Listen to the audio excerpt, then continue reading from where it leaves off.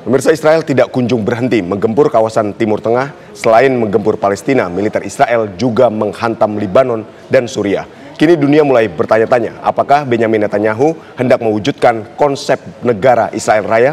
Dalam pidatonya di PBB bulan September lalu, pemirsa, Netanyahu membagi dua wilayah Timur Tengah menjadi wilayah jahat dan wilayah baik. Peta negara Lebanon, Suriah, Irak, Iran, dan Yaman dikategorikan ke dalam wilayah jahat dan diberi warna hitam. Apakah gempuran Israel ke Lebanon, Palestina, dan Suriah bagian untuk terbentuknya Israel Raya? Untuk membahasnya telah bergabung bersama kami pakar Timur Tengah UI Yon Mahmudi dan juga pakar hubungan internasional Unpad Tengku Reza Shah. Selamat petang semuanya, kita menuju ke Bang Yon terlebih dahulu. Bang Yon, kalau kita lihat Israel telah menyerang beberapa wilayah ya, misalnya Lebanon, kemudian Palestina dan beberapa wilayah di Suriah. Ini apakah sebagai bentuk bahwa Israel ingin membentuk teritori Israel Raya atau seperti apa, Bang Yon? Nah, itu kan upaya yang mereka lakukan ya, bagaimana merealisasikan sebagai the greater Israel itu yang wilayahnya memang sangat luas, tidak hanya wilayah Israel saat ini, tapi juga wilayah-wilayah di tetangga. Nah, wilayah yang kemudian belum melakukan hubungan baik, normalisasi, itu kan disebut sebagai negara-negara jahat ya. Kalau dulu setelah 48 merdeka, itu kan hampir sekeliling mereka dianggap sebagai negara-negara jahat ya, ada Jordan, ada Mesir, ada Irak dan lain sebagainya.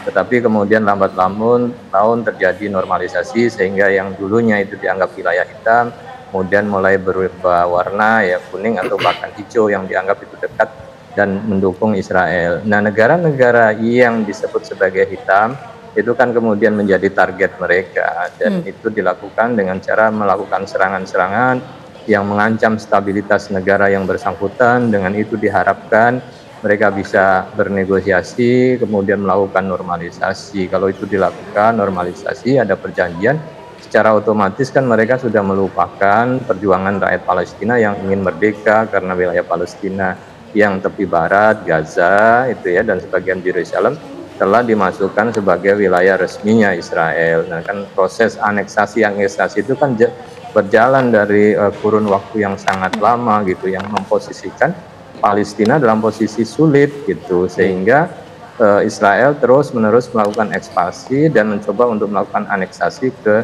negara-negara tetangga. Baik, kita ke Bang Teguh. Bang Teguh, ini ketika Anda melihat bahwa Benyamin Netanyahu ini 2 kali melakukan pidato di PBB menunjukkan peta greater Israel atau Israel Raya. Nah, Anda melihatnya ini sebatas cyber yang dilakukan oleh Netanyahu atau memang ini ingin diwujudkan oleh Netanyahu wilayah greater Israel ini? Dan seperti apa mereka yang dikategorikan wilayah hitam ini akan melakukan perlawanan? Saya tidak kaget ya, karena Israel ini tidak pernah main-main dengan rencana strategis dia. Dalam pandangan saya, klaim ini merupakan sebuah ancaman dari agresi Zionism di Timur Tengah di masa depan. Akarnya adalah filsafat dari Theodor Herzl, di mana itu Israel kelak akan menguasai wilayah negara-negara sebagai bagian dari Israel Raya. Jadi klaim ini merupakan sebuah pernyataan perang untuk masa depan dengan seluruh negara di kawasan Timur Tengah yang berbatasan langsung dengan Israel, yang membentang dari Laut Mediterania hingga Sungai Efrat di Irak. Kemudian saya tidak kaget karena saya sudah melihat tanda-tanda di lengan seragam para prajurit Israel saat ini. Maka wilayah tersebut saya perhatikan kelak akan meliputi 6 negara Arab tetangga Israel, seperti Mesir, Yordania, Arab Saudi, Irak, Suriah, dan Lebanon. Namun ide ini hanya dapat terwujud jika didukung sepenuhnya oleh Amerika Serikat dan sekutu-sekutunya di Barat seperti Jerman, Perancis, dan Inggris. Jadi yang saat ini diperlukan adalah sepanjang Israel belum menjelaskan maksud dari pernyataan terakhirnya tersebut, maka diperkirakan negara-negara di Timur Tengah itu akan bersatu. Maka ini yang belum terwujud, tapi secara ide sudah terwujud. Misalnya mereka sudah mulai kritis atas banyaknya pasukan Amerika Serikat yang berada di Timur Tengah. Misalnya di Syria ada 8.000 personil, di Yordan 3.000 personil, Saudi Arabia 3.000 personil, di Irak 1.600 personil, di Kuwait 13.000 personil, di Bahrain 700 personil, di Qatar 13.000 personil, di Uni Arab Emirat ada 6.000 personil, dan di Oman hampir 1.000 personil.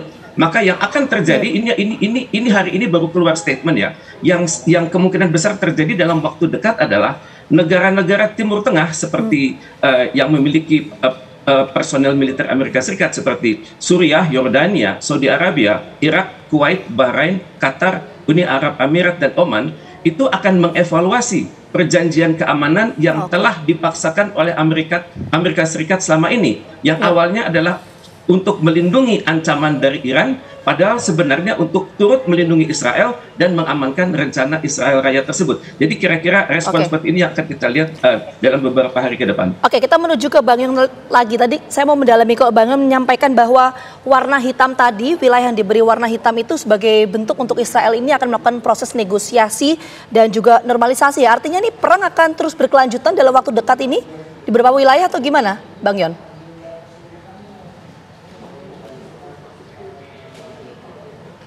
Bang Yon, boleh di-unmute dulu supaya suaranya terdengar? Ya, Oke, saya kira wilayah-wilayah dalam peta yang sudah digambar ya, warna hitam itu kan menunjukkan sebagai musuh-musuh Israel yang harus ditaklukkan. Apakah kemudian akan diawali dengan aneksasi wilayah-wilayah itu ya, melakukan serangan udara bahkan juga serangan darat yang tujuannya dalam menimbulkan ketidakstabilan terhadap wilayah-wilayah tetangga mereka yang masuk kategori hitam. Dan apabila wilayah atau negara-negara itu merasa terganggu dan tidak siap ya berhadapan dengan Israel, maka pilihannya ya melakukan negosiasi dan normalisasi. Itu yang mereka lakukan.